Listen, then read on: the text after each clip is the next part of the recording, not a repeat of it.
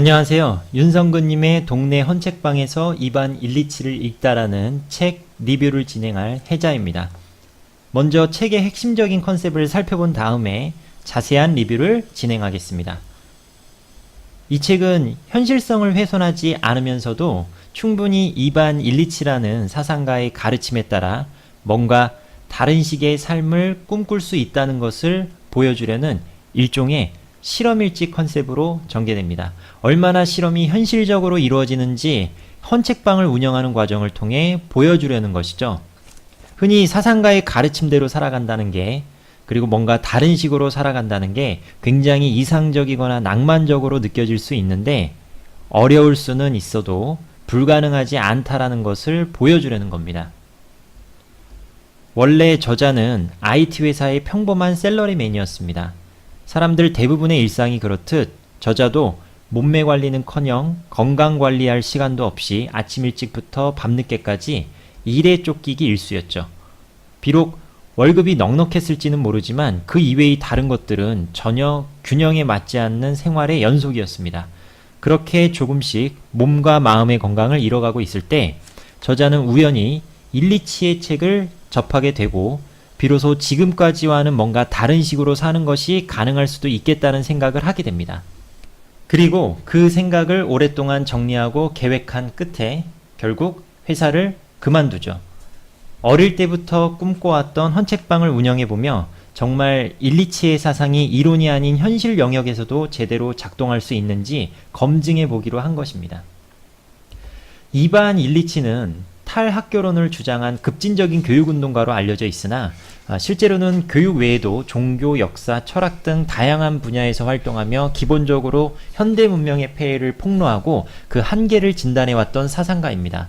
하지만 교육계에 종사하는 사람들에게조차도 탈학교론의 어떤 단편적인 내용만 소개됐을 뿐 비주류 사상가로 여겨져 왔던 게 사실이죠. 반면 저자는 일리치의 저서에 대한 폭넓은 독서와 일리치 사상에 대한 깊은 이해를 보여주고 있는데요. 여기까지가 책의 전체적인 컨셉이라면 지금부터는 조금 더 자세하게, 조금 더 깊이 책 내용을 살펴보도록 하겠습니다. 책은 크게 3개의 챕터로 구성되어 있습니다. 1부는 일리치의 사상을 몇 가지의 하위 키워드로 나눠서 어떻게 저자가 이를 생활 속에서 실천하고 있고 헌책방을 운영하는 과정에서는 어떻게 구현되고 있는지 보여주고 있습니다. 2부는 조금 더 헌책방 운영에 초점을 맞춰 헌책방을 운영하기 위해 고안했던 행사와 프로그램을 에피소드와 함께 소개하고 있고요. 마지막으로 3부는 헌책방 문화가 잘 조성되어 있는 일본 사례가 담겨 있습니다. 이번 리뷰는 이 책의 컨셉과 가장 맞닿아 있는 일부 내용을 중심으로 전개되고 있는데 1부에서는 노동, 생활, 속도, 에너지, 자립, 자유, 전문가, 평화와 같이 일리치의 사상을 구현해 나가기 위한 핵심적인 키워드가 제시됩니다.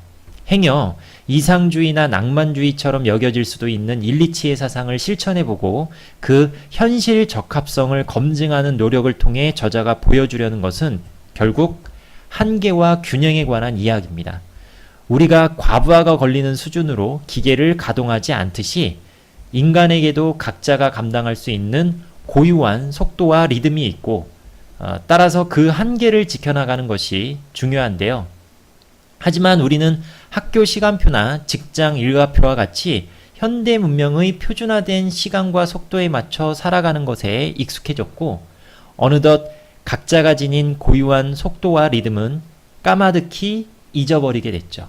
그러다 보니 표준화된 시간과 속도에 맞춰 노동 강도가 높아지는 과정에서 설사 그것이 각자 감당할 수 있는 한계치를 넘어서더라도 구조 자체가 잘못됐다는 생각을 하기가 어려워집니다.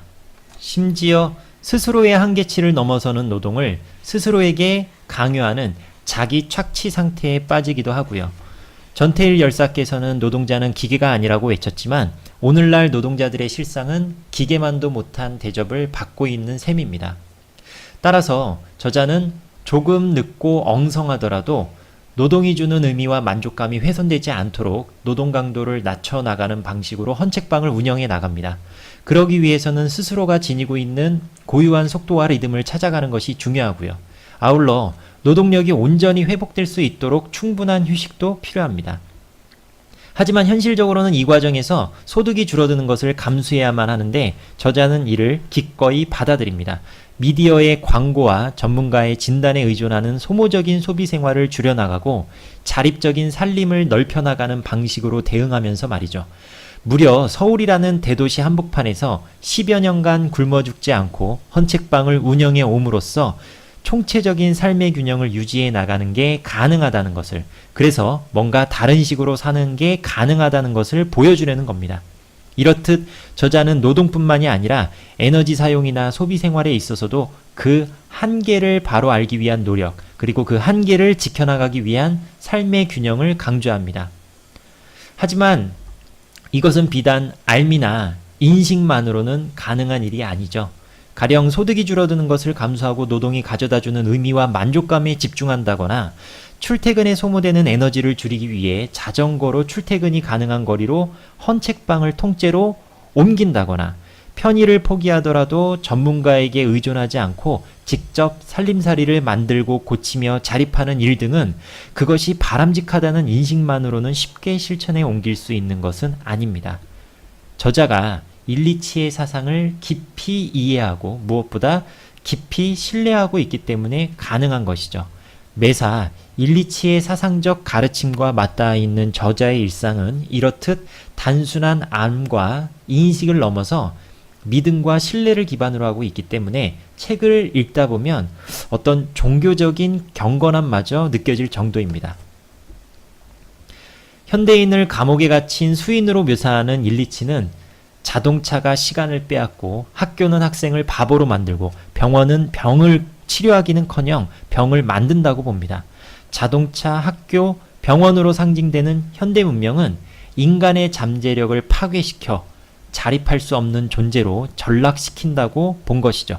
그렇게 개개인의 감성은 저자의 표현처럼 도시의 작은 원룸 크기만큼 쪼그라들어 자기다운 삶을 살 수 없는 지경에 이르렀습니다. 우리들의 삶을 이런저런 전문가들에게 맡겼기 때문이죠. 이 아비규환 같은 현대 문명의 한복판에서 저자는 자신이 운영하는 헌책방이 작은 평화의 씨앗이 되기를 희망하며 오늘도 헌책방에서 일리치를 만나 그의 사상을 조금씩 실천하고 있는 것입니다. 총평을 해보겠습니다. 저자는 현실성을 훼손하지 않으면서도 충분히 이반 일리치라는 사상가의 가르침대로 살아갈 수 있다는 것을 헌책방이라는 구체적인 살림살이를 통해 보여줍니다. 그런 점에서 욜로, 워라벨, 소확행 등의 키워드로 치장했지만 총체적인 살림과 무관하게 소비나 여가의 낭만성만을 부각시키는 책들과는 클래스가 다릅니다.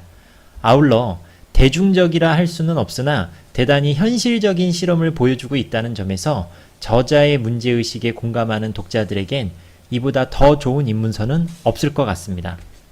일리치의 입문서로서도 마찬가지입니다. 제가 비록 일리치의 저서는 학교 없는 사회밖에 안 읽어봤지만 사실 일리치 자체가 비주류 사상가로 인식돼 왔기 때문에 번역된 책이 많지도 않고 제가 읽은 책의 경우에도 번역 상태가 만족스럽지는 않았는데요. 저자는 단순히 일리치의 사상을 언어적으로 전달하는 것을 넘어 자기 삶 속에서 구체적으로 고민하고 겸손하게 실천해 왔기 때문에 현학적인 멋은 정말 1도 부리지 않고 본질적인 내용들을 간결명료하게 전달하고 있습니다. 따라서 상당히 묵직한 화두들임에도 불구하고 아주 자연스럽게 저자의 문제의식에 공감하며 몰입하는 자신을 발견할 수 있었고 일리치의 사상과 저서를 찾아서 읽어보고 싶은 마음이 들게 하는 매력이 있었죠. 아울러 시종일관 경건하고 진정성 있게 고민하고 실천하는 저자의 모습은 그 자체로도 스스로를 성찰하게 만드는 힘이 있었습니다. 반면에 저자의 실험은 다른 직업을 꿈꿀 수 있는 문화적 역량과 소득 감소를 감수할 수 있는 경제적 여유가 있는 중산층적 모델이라는 한계만큼은 벗어나지 못한다는 점에서는 대중성은 약간 떨어진다고 볼 수 있습니다. 물론 저자 스스로 밝히고 있듯이 어떤 표준적인 모델이나 대중적인 처방을 의도하지 않고 자신의 위치에서 수행할 수 있는 실천을 겸손하게 보여주고 있을 뿐이기에 좀 억울할 수도 있는 평가일 텐데요. 그럼에도 불구하고 책을 읽는 대중의 시선에서 바라보자면 저자의 실험에 대해 모종의 거리감을 느낄 수도 있겠다 싶었습니다. 육아나 노부모 부양과 같은 현실적인 문제를 안고 살아가는 대부분의 사람들은 소득의 감소를 감수하기는커녕 당장의 생계 유지도 빠듯한 경우가 많기 때문입니다. 저자 역시도 헌책방 자체의 수입만으로는 생계를 유지하기가 어려워 별도의 출판, 강연, 저술 등의 활동을 하고 있는데, 이는 저자가 갖고 있는 문화적 자본 혹은 문화적 역량 덕분에 가능하다는 것을 부인하기가 어렵습니다. 하지만 이 책을 찾아서 읽어볼 정도의 독자들이라면 이러한 맥락 정도는 크게 개의치 않고 저자의 메시지에 공감하리라 생각합니다. 자, 이것으로 리뷰를 마치겠습니다.